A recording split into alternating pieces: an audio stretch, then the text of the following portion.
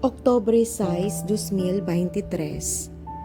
Pagbasa gikan sa Santos nga Ebanghelyo sumala ni San Lucas.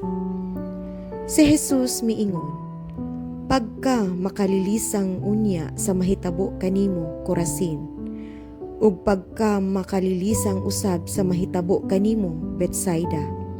Kay kun ang mga milagro nga nahimo diha kaninyo nangahimo pa didto sa Tiro ug sa Sidon, dugay na untang naghinulsol ang mga tao didto ug nagpakita niini sa paglingkod nga nagsulob og bisting sako ug nagbulibod og abo sa ilang kaugalingon. Sa adlaw sa paghukom, ang Dios mas maluoy pa unya sa Tiro ug sa Sidon kay kaninyo. Ug mahitungod kanimo, Capernaum, buot mong ituboy ang imong kaugalingon hangtod sa langit, apan ibanlod ka hinuon ngadto sa impyerno."